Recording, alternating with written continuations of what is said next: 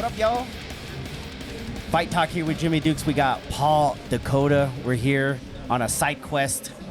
Shout out to Johnny from A-Town for having a little setup here. We were doing something else here, but I wanted to pull Paul aside here, man. How are you been, brother? I've been doing good, man. I've been feeling great. You Yeah. know, nothing too crazy. Just keeping my head down, keep going. Yeah, man. Freaking title fight coming up for KFL 4, man, at 155. How are you excited for you to have an opportunity at a title shot now that you had fought for them already twice?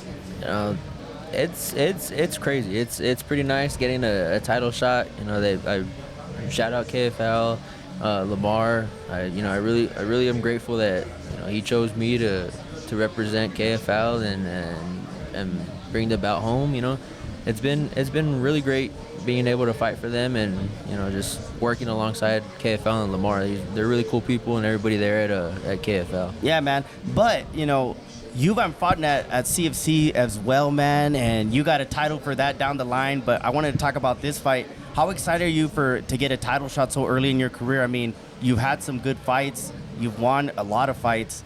To talk about how excited you are to get your first title shot.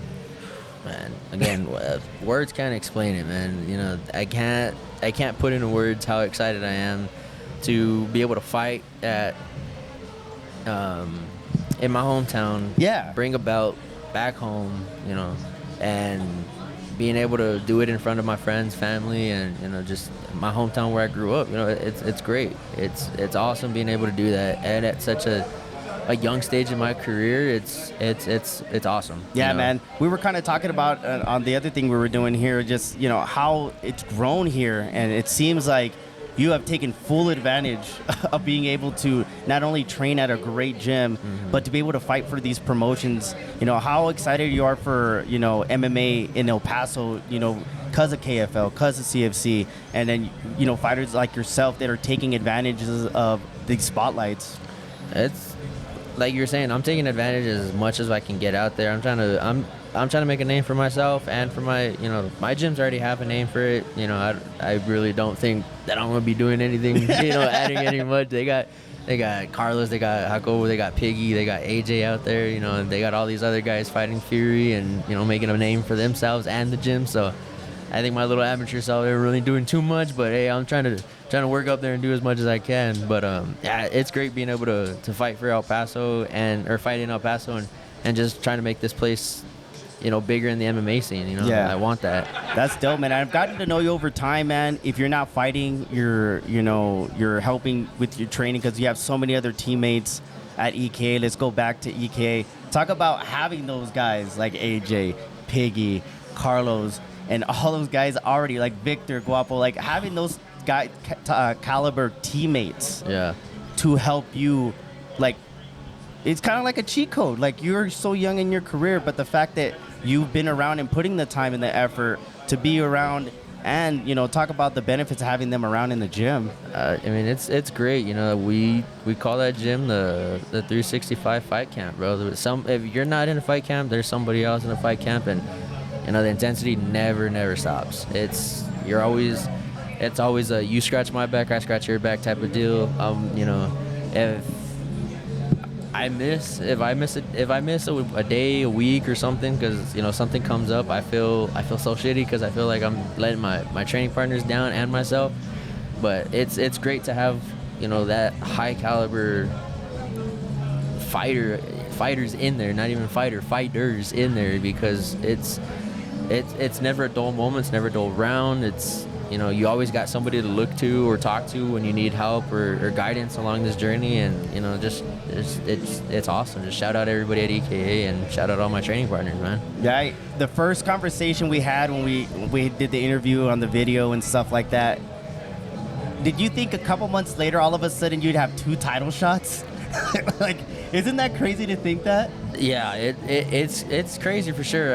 I would have never thought in my wildest imaginations that I would have had a title shot, let alone 2 title shots coming up. And it's great. I'm really blessed to do this, and you know they gave me this opportunity because they see something in me. So I gotta definitely prove myself to them. Yeah, I know, and I've seen you fight a handful of times now, and I've been around you, the way you carry yourself, man. I'm excited for you to go out there, man. You look great at the last CFC, and you've been sharpening your skills. And is it one of those things that as an amateur, sometimes you gotta have to kind of pull back on the reins because you're on a tear, but you don't want to just say yes to every fight?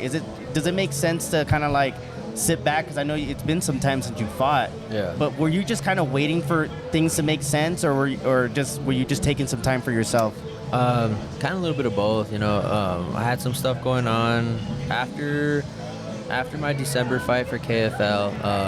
I ended up having surgery, so definitely had to take some time away from that and heal myself up. And then after that, after surgery, after I kind of healed myself, took the fight in April.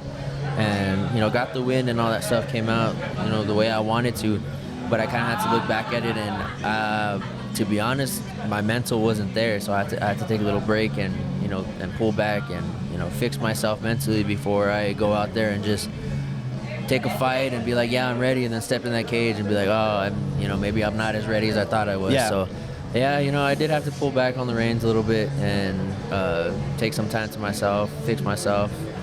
I didn't really miss fighting too much or training too much. I still did my amount of training that I had to, but I definitely did work a lot more on my mental. Do you think that's a benefit? Would you suggest, would that be something you would suggest to other fighters around yourself? Because I've seen guys that they'll lose, and then they're just trying to get in there right away, and then they lose, and just they're trying to chase that win. With you taking that time back, such a benefit. Now that you're able to look back at it, and obviously things are opening up for you. Yeah.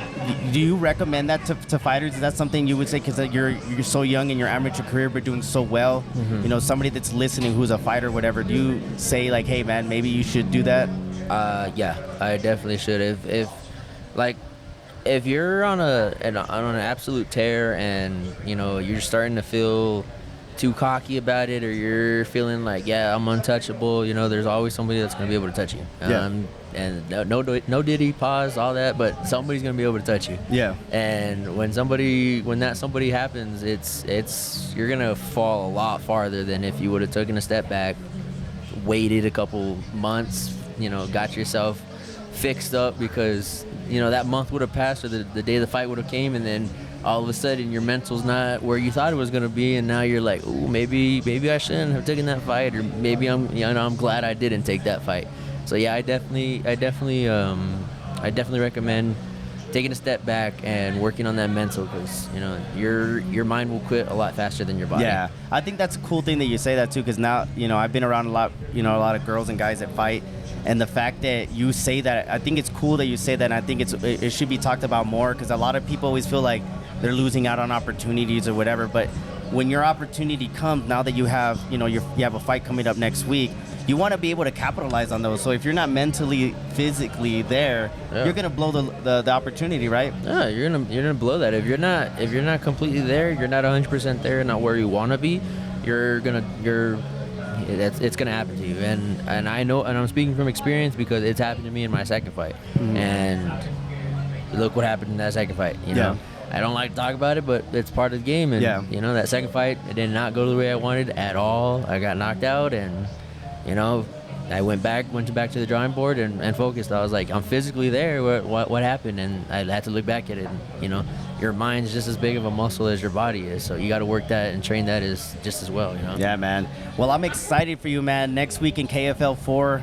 If I'm not mistaken, I think it's a vacant title. Yeah, it is. It's a vacant title. I mean, you can. We don't want to look too far ahead, because you have other opportunities as well. But I'm excited to see you there. I'll be cage side hanging out with my cameraman. Before we get out of here, you want to say anything? Get off your chest. Last words, brother.